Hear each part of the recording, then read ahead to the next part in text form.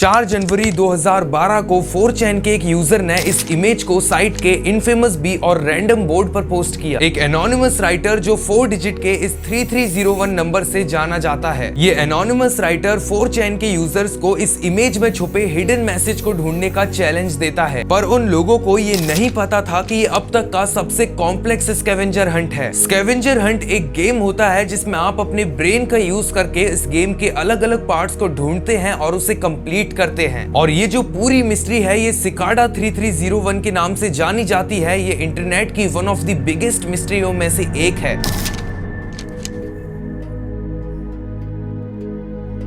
Image post होने के कुछ ही मिनटों में किसी को पता चल जाता है कि टेक्स्ट एडिटर का यूज करके इस फाइल को खोलने पर कुछ रीडेबल टेक्स्ट देखने को मिल जाएंगे। इस इमेज में एक साइफर होता है जिसे एक बार समझने पर दूसरे इमेज के लिए एक लिंक बन जाती है और इस लिंक को ओपन करने पर ये इमेज मिलता है। शुरुआत में ये इमेज समझ नहीं आता है, पर आउटगेस एप्लीकेशन का यूज करके लोग इसके अंदर छुपी हुई हिडन इंफॉर्मेशन को ढूंढ लेते हैं। जो इंफॉर्मेशन यूजर्स को इस इमेज से मिलती है वो उन्हें सब रेडिट तक ले जाती है और यूजर्स इस बुक तक पहुंच जाते हैं जिसमें कुछ कोड्स दिए होते हैं इस फोन नंबर को हाईलाइट करने के लिए। और जब इस फोन नंबर पर कॉल किया जाता है तो ये प्री रिकॉर्डेड मैसेज ऑन हो जाता है।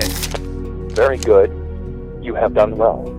There are 3 prime numbers associated with the original final.jpg image. 3301 is one of them. You will have to find the other 2. Multiply all 3 of these numbers together and add a .com on the end to find the next step. Good luck. Goodbye.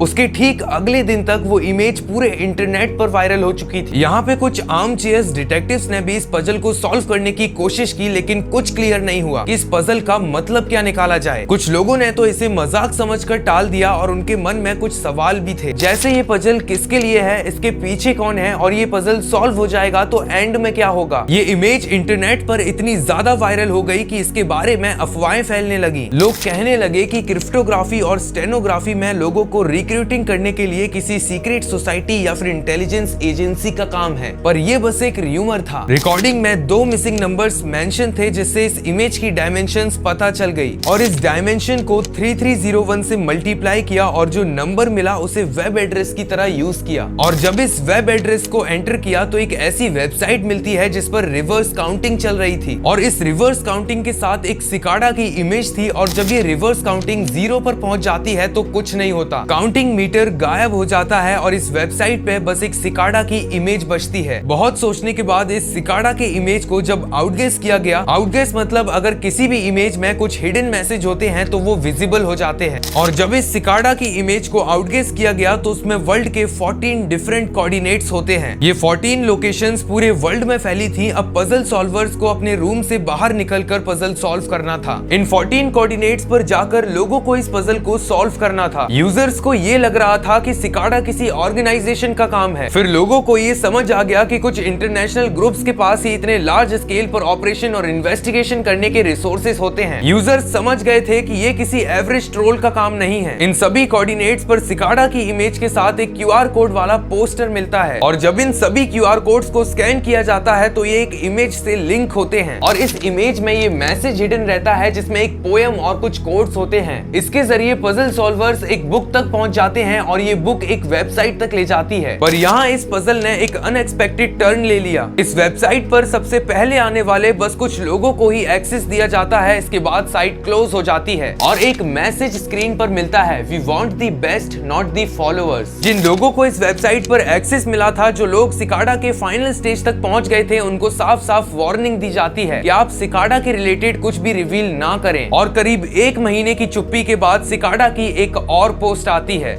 इस image में cicada लिखता है कि हमें जिन highly intelligent लोगों की जरूरत थी वो हमें मिल चुके हैं और आगे भी ऐसी ही और पजल्स आएंगी। पर जो लोग इस सिकाडा के ग्रुप में ज्वाइन हुए थे वो कौन थे और उनके साथ क्या किया गया, ये आज भी एक मिस्ट्री है। और सिकाडा का फर्स्ट पजल यहीं क्लोज हो जाता है। सिकाडा एक बार फिर इमेज पोस्ट करता है जिसमें था, our search for intelligent individuals now continues. Cicada यहाँ कहता है कि हमें एक बार फिर से हाईली इंटेलिजेंट लोगों की जरूरत है और उसकी खोज चालू हो चुकी है। फर्स्ट क्लू आपको इस इमेज के अंदर ही मिलेगा। ये बिल्कुल वैसा ही इमेज था जैसे फर्स्ट पजल की शुरुआत हुई थी। जब इस इमेज को आउटगेस किया गया तो एक मैसेज मिलता है और ये मैसेज एक बुक की ओर ले जाता है। इस ड्रॉप बॉक्स की लिंक को ओपन करने पर ये म्यूजिक प्ले होता है, द स्टार ऑफ इमरजेंस। यहाँ से एक और क्लू मिलता है जो एक सीक्रेट ट्विटर अकाउंट तक ले जाता है और ये ट्विटर अकाउंट एक इमेज तक पहुंचा देता है। और जब इस इमेज को आउटगेस किया गया तो एक हिडन मैसेज मिलता है जिसमें हिंट नहीं बल्कि उसकी जगह एक खाली स्पेस होती है। और यहाँ तक आके पजल सॉल्वर्स एक बार फिर से मुश्किल में पड़ जाते हैं। पर फिर पजल सॉल्वर्स यहाँ सोचते हैं कि किसी भी खाली चीज को छोड़ने के लिए स्पेस बार या फिर टैब का यूज किया जाता है। और जब इसे कन्वर्ट किया जाता है तो एक हिडन लिंक मिलती है जिसमें 8 लोकेशंस के कोऑर्डिनेट्स थे और इन हर लोकेशन पर सिकाडा की एक इमेज के साथ एक पोस्टर मिलता है जो एक वेबसाइट की ओर ले जाता है। और जो लोग इस वेबसाइट पर सबसे पहले विजिट करते हैं उन्हें सिकाडा में एक्सेप्ट कर लिया जाता है। और यहाँ एक बार फिर से सिकाडा का सेकंड पजल सॉल्व हो जाता है। 6 जनवरी 2014 में सिकाडा के तीसरे और लास्ट पजल की शुरुआत होती है। एक बार फिर सिकाडा के द्वारा एक इमेज पोस्ट करी जाती है, पर इस बार का ये तीसरा पजल पिछले 2 पजल जैसा बिल्कुल नहीं था। ये तीसरा पजल एक बुक लीबर प्राइमस की ओर बस घूमता रहता है। लैटिन में लीबर प्राइमस का मतलब फर्स्ट बुक होता है और ये बुक क्लियरली सिकाडा के थ्रू लिखी गई थी। ये बुक पूरी रुइंस लैंग्वेज में लिखी होती है। ये 74 पेजेस की बुक जिसमें से सिर्फ 19 पेजेस ऐसे थे जिसके ट्रांसलेशन हो पाते हैं, बाकी के 55 पेजेस ट्रांसलेट नहीं हो पाते। ये साल ऐसे ही निकल जाता है और सिकाडा का तीसरा पजल सॉल्व नहीं हो पाता। इसके बाद जब 2015 आता है तो सिकाडा के द्वारा कोई भी पजल पोस्ट नहीं करी जाती, क्योंकि जब तक ये थर्ड पजल सॉल्व नहीं होगा सिकाडा कोई और दूसरी पोस्ट नहीं करेगा। और ये बात सिकाडा ने खुद कही है। सब लोग यहाँ पर हार मान जाते हैं जिस वजह से लीबर प्राइमस बुक अभी तक अनसॉल्व्ड है। कई हाईली इंटेलिजेंस लोगों ने भी इसे सॉल्व करने की कोशिश की लेकिन वो इसके करीब तक नहीं पहुंच पाए। और इस 76 पेज की बुक में से बस कुछ ही पेज ऐसे हैं जो सॉल्व हैं, पर final piece of the puzzle अभी तक सॉल्व नहीं है। पर यहाँ सोचने वाली बात यह है कि जो लोग सिकाडा में एंटर हुए थे वो लोग कहाँ गए और उनके साथ सिकाडा ने क्या किया। मार्कस वार्नर सिकाडा की गाइडलाइंस को फॉलो ना करते हुए पब्लिक के सामने आते हैं और उन्हें बताते हैं कि उनमें से वो भी एक मेंबर है जिसे सिकाडा ने ज्वाइन किया था। मार्कस कहते हैं कि वो अकेले नहीं थे, उनके साथ सिकाडा में 20 लोगों ने और ज्वाइन किया था। इन सभी 20 लोगों को बुलाकर डार्क वेब की किसी क्रिप्टोग्राफी पर काम कराया जाता था और इन 20 लोगों के साथ सिकाडा का एक आदमी रहता था जो उन्हें लीड करता था, जो अपनी इंफॉर्मेशन कभी भी किसी को लीक नहीं करता था। ये आज तक क्लियर नहीं है कि 4chan पर ये पोस्ट कौन करता था और उन 20 लोगों में से वो एक कौन आदमी था जो उन्हें लीड करता था। ये आज तक क्लियर नहीं है।